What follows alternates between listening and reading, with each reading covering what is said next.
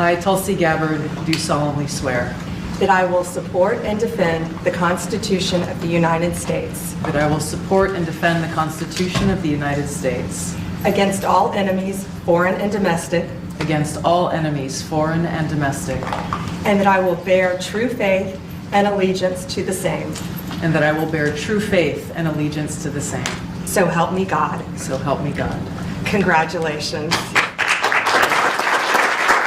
Mr. President, first and foremost, I just want to say thank you from the bottom of my heart for the trust that you have placed in me to fulfill this critical position as Director of National Intelligence at any time, but specifically during this time. As you've said, Mr. President, this is what I've dedicated my life to, and it is truly humbling to be in this position, to serve in your administration, help to rebuild that trust, and ultimately to keep the American people safe. I do solemnly swear I, Tulsi Gabbard, do solemnly swear that I will support and defend the Constitution of the United States that I will support and defend the Constitution.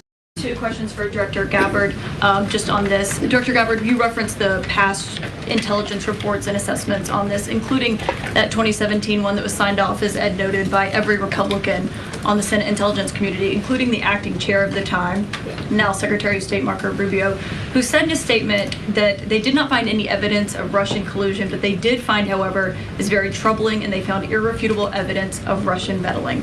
One, are you saying that he's wrong in that statement that he made then? And secondly, what would you say to people who believe that you're only releasing these documents now to improve your standing with the president after he said that your intelligence assessments were wrong? Well, first, I want to correct something that you stated, which was citing the Senate Intelligence Committee's report as being one and the same. I think you said the intelligence community. The Senate Intelligence Committee has a very different function than the Office of the Director of National Intelligence.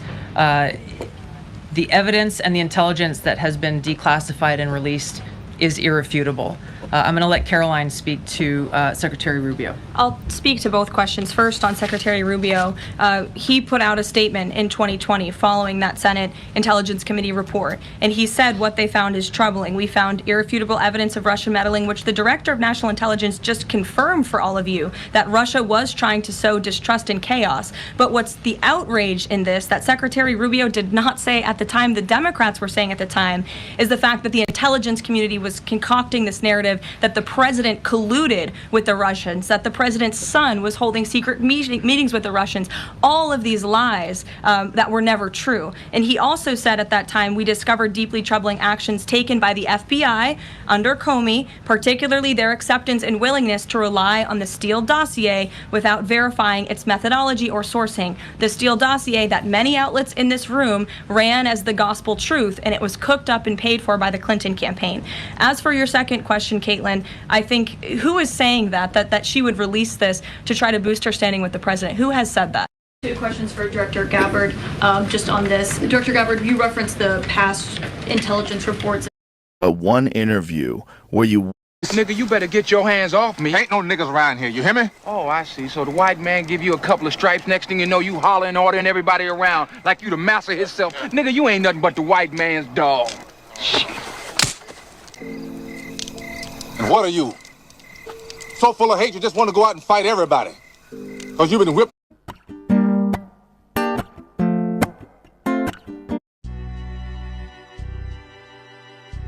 What was the worst trade you ever made, and what'd you learn from it? The dumbest thing I ever did. Yeah, the dumbest thing I ever did. The dumbest stock I ever bought, it was early in 1962, and here was this cheap stock, cheap by working capital standards or so, but it was a stock in a textile company that had been going downhill for years. So it was a huge company originally, and they kept closing one mill after another, and every time they would close a mill, they would take the proceeds and they would buy in their stock. And I figured they were going to close. They only had a few mills left, but they would close another one. I'd buy the stock, I'd tender it to them, and make a small profit. So I started buying the stock, and in 1964, we had quite a bit of stock. And I went back and visited the management, Mr. Stanton. And he looked at me and he said, Mr. Buffett, we've just sold some mills, we've got some excess money, we're going to have a tender offer, and at what price will you tender your stock?